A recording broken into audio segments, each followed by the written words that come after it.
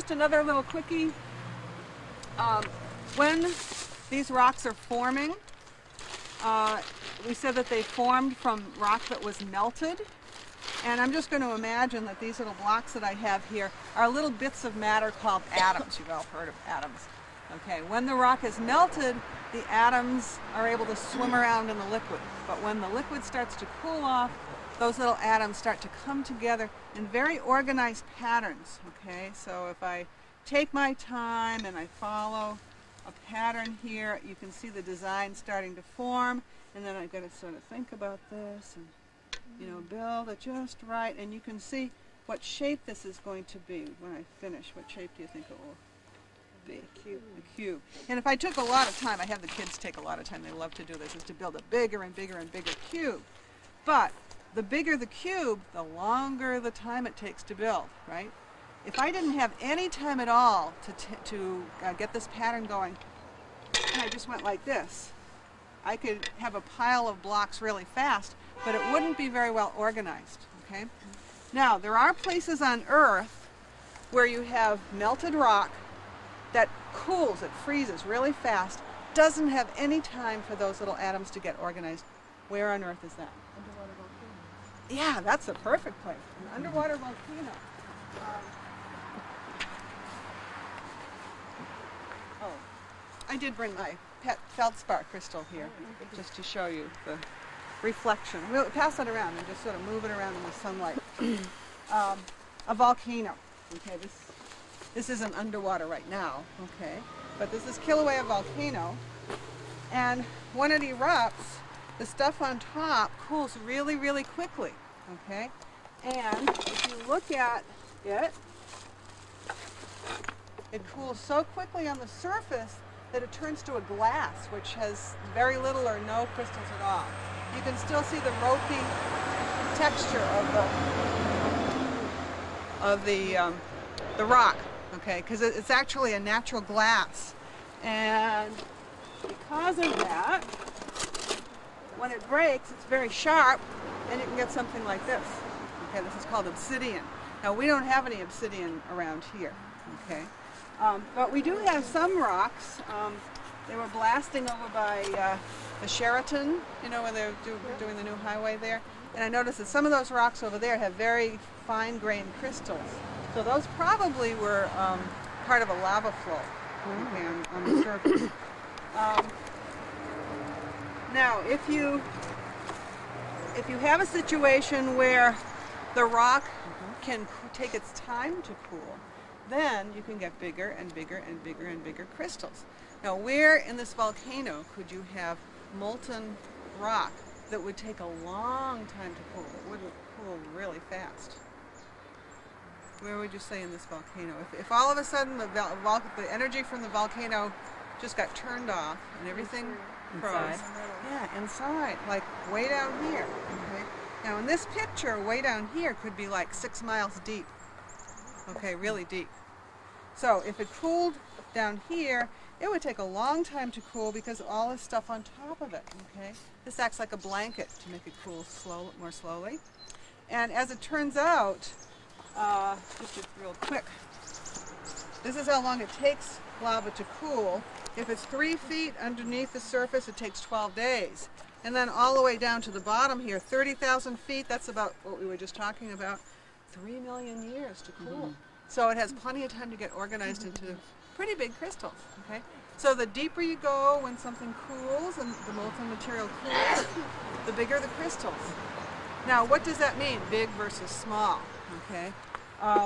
To a geologist, if you can see it without a magnifier, that's a medium to large crystal, okay? What about these? Can you see them without a magnifier? Yeah, you can see them even from where you're standing. So they are big crystals, and so therefore, where would you expect these to be formed?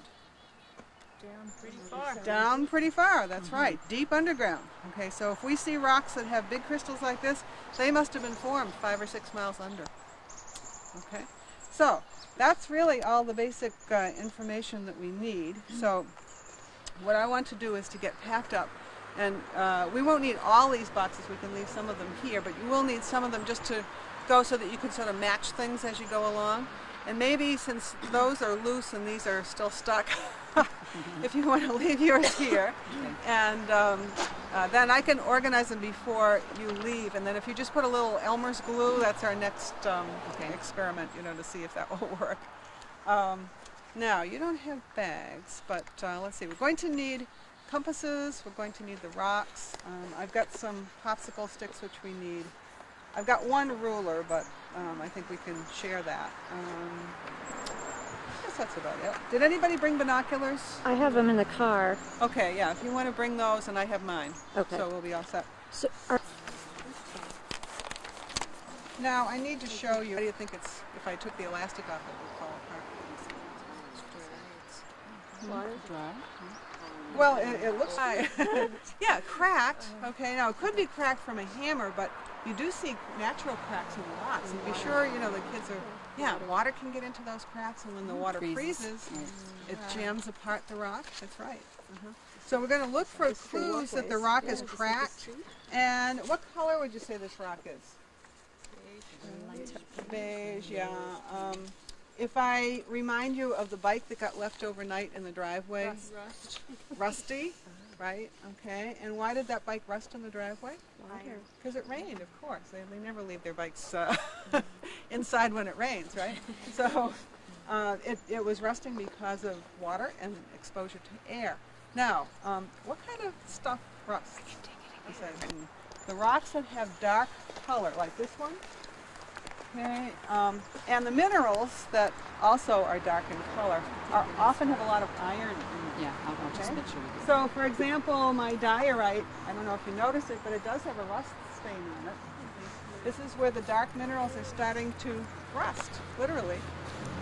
So that's something else that we're going to be looking for when we start walking is we're going to look for some rust as evidence that the rock is changing. As you may know, you may actually find a place where I can't do it right here, but if you get a really rusty rock, you can just rub your finger over it and you can get some of that rust to come off. Okay? So, let's see, Trina, did you get the background information? Maybe. Okay.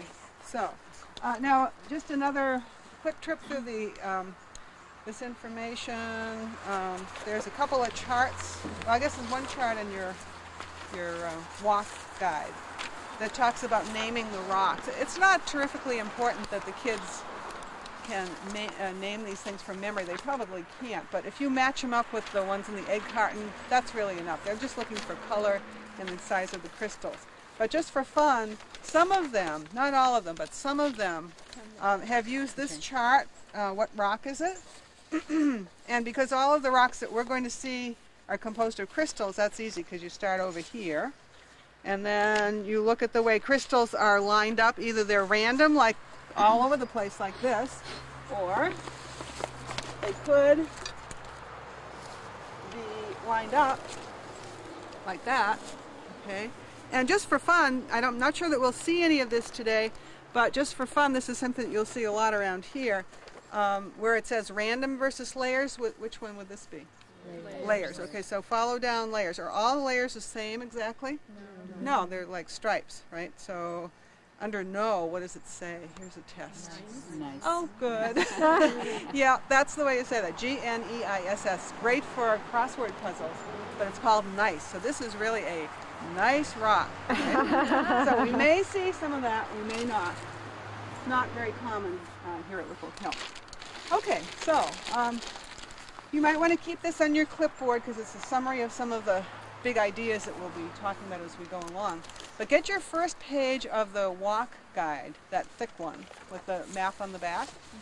And I would like you to start by looking closely at this rock wall here. And who needs a magnifier? Okay. I would suggest if you have magnifiers in your kit that you get some of those little snack-sized baggies, you know, because especially when you look at rocks, these are plastic magnifiers and they tend to have a very short half-life if you are just not using the bag. To protect them, you mean? Yeah.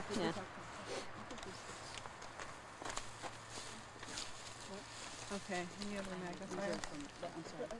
Yeah, I think there should be enough magnifier so every kid can have one. I'll shoot.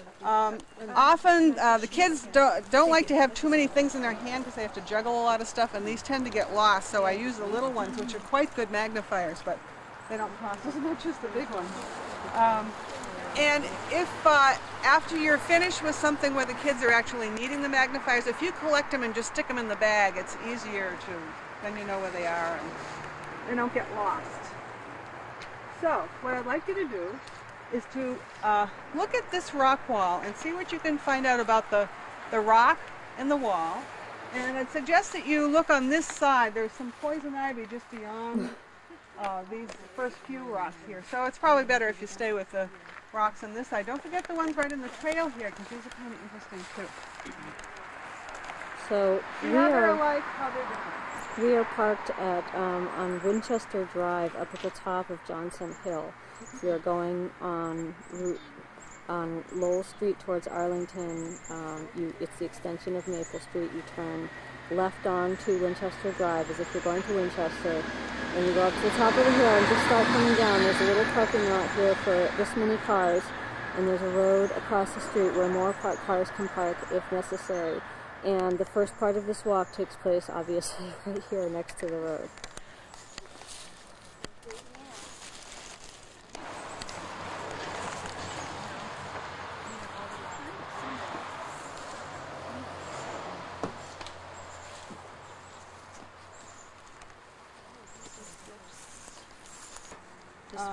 This one doesn't have a label, so I don't know. Which one didn't have it? This one is Whipple Hill. That's called Whipple Hill? It's the rock from Whipple Hill. So the question is, which of these is it most like? Oh, okay. Yeah, right. I was looking at it like, there's no name right there. Oh, okay. Yeah, I should have moved it over. Why don't you put a little arrow over there? That comes. Yeah, I must have slipped when I did that. Yeah. What are you finding? That one looks like it has those layers in it, sort of. This one? Yeah. Okay. It does look layered, yeah. This one's a little bit layered. Not as much as the one that I showed you, but yeah. This one looks very solid. It does have more white in it. And that one? That one looks less speckled. Less speckled. Okay. And does it look as rounded as some of these others? Or is it more jagged? Yeah, it's true. Okay. Some are definitely more jagged than others, right? Some are smoother. Okay, which color rock looks more jagged in general? Can you make that generalization? The greenish grayish. Greenish grayish, this one, this kind? Okay, there's another sample over there. Okay, well just sort of keep that in mind, okay? Here's a nice chip here. Looking at crystals, you can see some of the black mica there. So And here's then, the path right here. So Rena, we're I just looking at wanted this to part. add that, you know, you saw that we have a new guide. Okay, that it one is that a you new had guide. as a draft. I put them all on your clipboards last night. Oh, okay. Yeah, but the kid part is different too. So I don't know if you've copied the kid part. Yeah. I haven't done. Good. I haven't Okay, been on the ball excellent. here. So So just take the last few sheets, and those are the sheets Okay. for the kid.